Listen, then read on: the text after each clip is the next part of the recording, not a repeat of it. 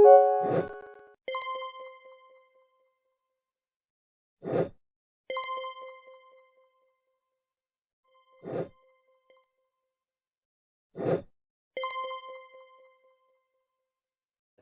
3 piece की और cutting कर लेते हैं।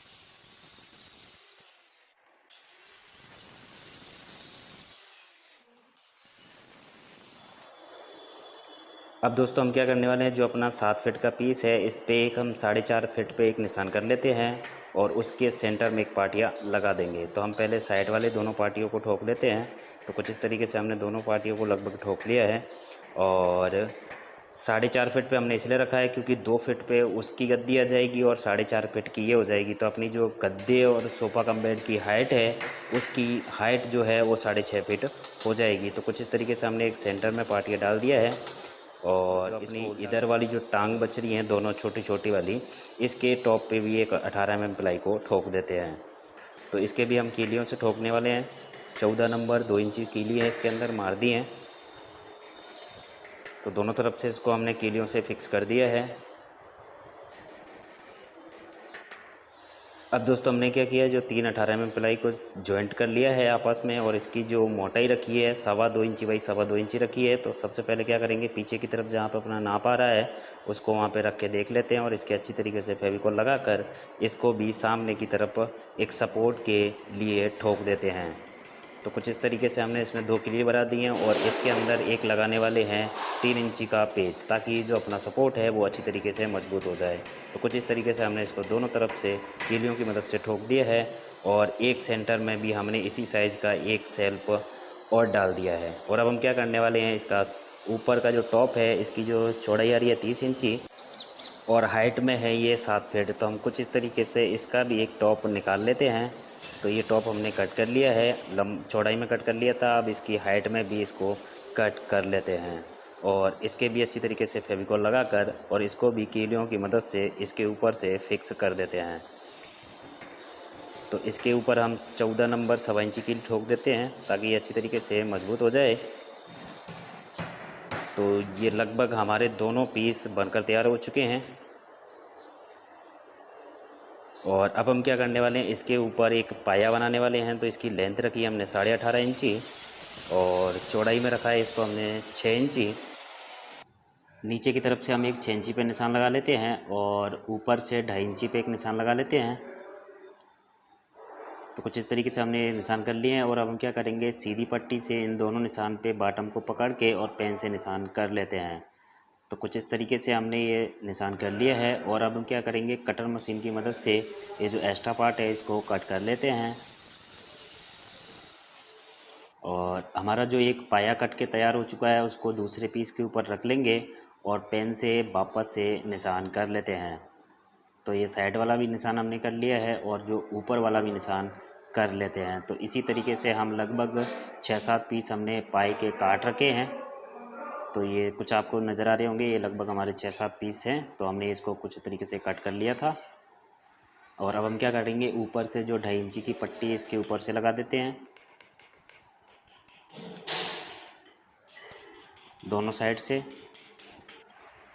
और अब हमने इसको उल्टा कर लिया है और हमने क्या किया है, जो 6 इंची का एक 16 mm का पीस है इसके ऊपर से इसको भी फिक्स कर देते हैं। तो कुछ इस तरीके से हमने इसके नीचे से 16 mm प्लाई को लगा दिया है और हमने क्या किया है, इसके 6 इंची पे एक सेंटर दिया है। तो कुछ इस तरीके से हमारे दोनों लगभग सोफे तैयार हो चुके हैं। और अब हम क्या करने वाले हैं, जो ऊपर वाला हिस्सा है लगभग 14 इंची इसके ऊपर से 12 mm प्लाई को फिक्स कर देते हैं। तो फेविकोल लगा लिया था हमने अच्छी तरीके से और इसको एक कॉर्नर से सही अच्छी तरीके से पकड़ लेंगे और 14 नंबर कीलियों से इसको फिक्स कर देते हैं। अब दोस्तों हमने दोनों साइड की एक सोफ़े की फ्रेम तैयार कर ली है और इसके भी हम क्या करेंगे, फेविकोल लगाकर एक तरफ से 12 mm को फिक्स कर देते हैं और एक तरफ 12 mm को कच्ची रखने वाले हैं। तो कुछ इस तरीके से इसके भी अंदर कीलियाँ गड़ा देते हैं तो ये अपना फिक्स हो जाएगा। अब दोस्तों हम क्या करने वाले हैं, 1 इंची का वॉफर इन दोनों सोफ़े के नीचे की तरफ से टाइट कर देते हैं 1.25 इंची के पेच में, ताकि ये अच्छी तरीके से मजबूत हो जाए। और अब हम क्या करेंगे, दोनों सोफ़ों को टच कर देते हैं। तो ये हमने इसको रख लिया है और अब हम क्या करने वाले हैं, जो हमने ऊपर का तकिया बनाया था इसके भी एक 150 वाले बिट से होल कर लेते हैं और वापस से इसके अंदर हम लगाने वाले हैं 1.25 इंची के पेज, ताकि जो अपना पीछे का स्टैंड है वो अच्छी तरीके से मजबूत हो जाए। तो इसके हमने फेविकोल लगा लिया है अच्छी तरीके से।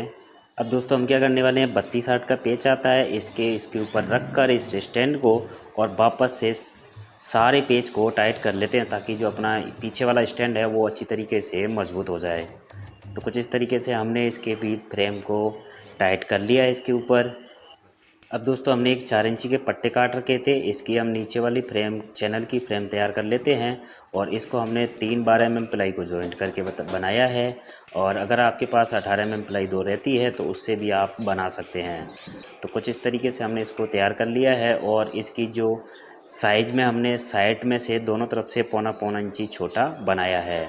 और कुछ हमारा ये पीस बाकी रह गया था, तब तक हमारे एक मिस्त्री साहब ने इसको तैयार कर लिया है। तो इसके भी फेविकोल लगाकर और इसको भी कीलियों की मदद से ठोक देते हैं। अब दोस्तों हम क्या करने वाले हैं, जो अपन ने फ्रेम बनाई थी इसके अपने जो 1.25 इंची का व्हील आता है इसको एक तरफ से लेवल करके और इसको 1.25 इंची के पेज से इसको भी टाइट कर देते हैं। तो कुछ इस तरीके से हमने एक पीस को टाइट कर लिया था और दूसरा वाला भी टाइट कर लेते हैं।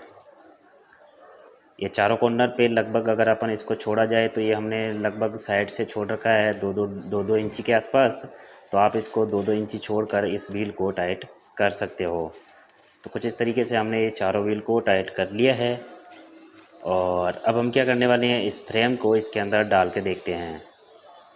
तो जैसे कि इसको हम डालेंगे तो ये देखिए ये इसके अंदर से आराम से आ चुकी है और इसमें साइड में हमने इसको पौना पौना इंची कम बनाया है। इसका जो इसमें एक बोल्ट लग रखा है, इसके लिए हमें गोरचस करना पड़ेगा। तो हमने क्या किया है, गुरमिया से इस पर निशान कर लेते हैं और ऊपर से हम 7 सूत छोड़ने वाले हैं। इसका जो नाप ले रखा है हमने 7 सूत पे आ रहा था, तो हम क्या करेंगे, एक 18 mm के बिट से इसमें होल कर लेते हैं। 3 सूत वाले बिट से हमने होल किया था तो वो उसमें ढेबरी सही से फिट हो नहीं रही थी।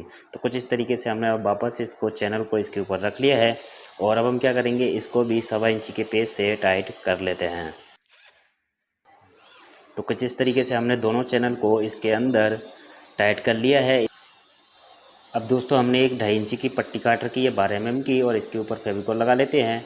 और जो अपनी फ्रेम चैनल का जो फ्रेम है वो लगभग 1.5 इंची छोटा है। तो हम क्या करने वाले हैं, यहाँ से इसको कीली से टच करके और इसका जो चैनल टाइप का एक पट्टी इसको टाइट कर देते हैं, ताकि जो अपनी फ्रेम है वो इसके अंदर एकदम ईजी चल सके।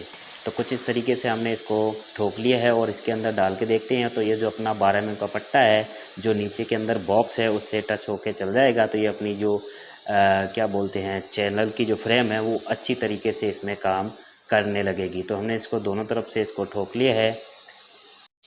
और दोस्तों ना ये फ्रेम अपनी टाइट है और ना ही ज़्यादा लूज़ है, जैसे कि आपको नज़र आ रही होगी।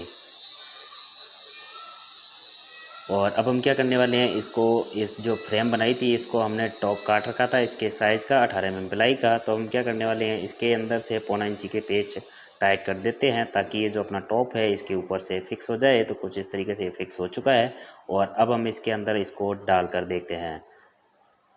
तो देखिए ये इसके अंदर एकदम से सही तरीके से फिट हो चुकी है। और अब हम क्या करने वाले हैं, इसका हमने एक 18 mm प्लाई का एक टॉप और तैयार कर लिया था। तो इसको भी ये जो अपना 3 इंची का फ्रेम है वहाँ पर इसको 1.25 इंची के पेज से टाइट कर देते हैं।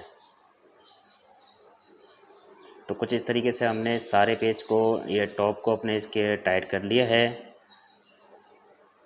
और जो अपने साइड में हैंडल रख रखे थे इसको यहाँ पे इसके बफर से मिलाकर नीचे वाले लेवल से इसको रख लेते हैं और वापस से इसमें भी एक एक कच्चा स्क्रू लगा देते हैं, क्योंकि जब अपना ये फॉर्म का काम हो जाएगा तो उसके बाद इसमें नट या बोल्ट लगा देंगे, ताकि ये अच्छा हैंडल अच्छी तरीके से मजबूत हो जाए। तो हमने अभी फ़िलहाल के लिए 2 पेच में लगाया है दोनों हैंडल को। तो ये वाला हैंडल भी हम 1.25 इंची के पेच से टाइट कर लेते हैं। और इस पे भी एक 12 mm का जो पीस है इसको भी कच्ची कीलियों से हमने अटका रखा है। तो फाइनली दोस्तों हमारा सोफ़ा कम बेड बनकर तैयार हो चुका है। जो हमारा 18 mm का प्लाई का पीस है इसको हम यहाँ से उठाएंगे और वापस से नीचे की तरफ पुश करेंगे तो ये अपना टॉप खुल जाएगा। और जो अपना सोफ़े का टॉप है इससे ये टच कर देंगे तो ये दोनों चीज़ इस तरीके से ये तैयार हो चुका है, जैसे कि आपको नज़र आ रहा होगा।